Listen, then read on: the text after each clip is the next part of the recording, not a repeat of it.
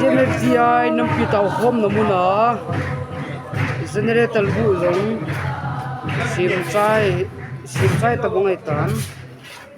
chi mai kulong bui pi lai ta ne a ko na ko leng do te lang ta lang a chi do ding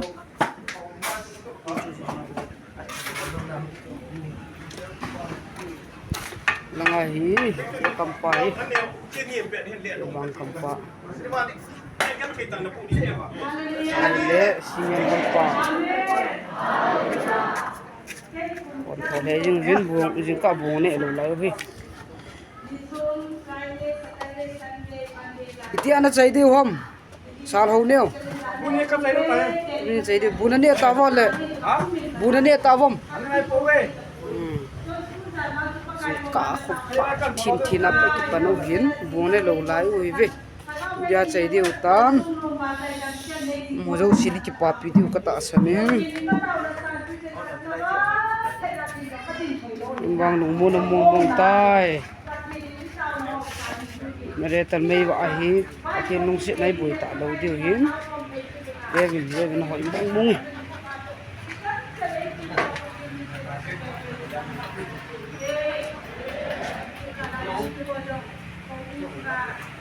sẽ là gì này con thì office cũng bị supply đến đấy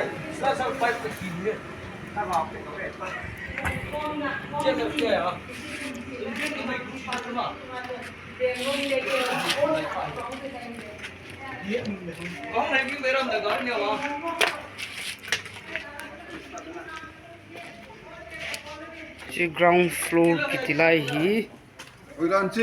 Saturday Sunday hi counseling hola kini hi chikai fan lại bo này fitting cái chai trong hi generator chin tan supply tiếng bản tiếng lệ chung lang scan flow la hi nam pi tao không nằm này hin chung lang ta hoi lệ này te ho chọn nằm này hin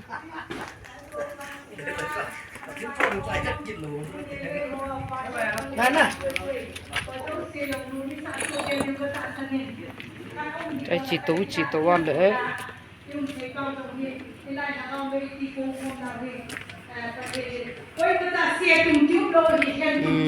ai mi chụp có mấy ta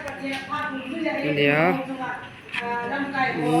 mình hình shooting ball đi tao này cái năm nay thì mình tin tao đang là sắp là tiền tao này thì mình cũng đi thật cọp không scan flow dan hasilnya komisi CMFTI tàu phong na YouTube ka bet tàu dalam kai ka ben series hamwai yin asu sei chumong kasan kangai hung kezin asu sei patin hamang chain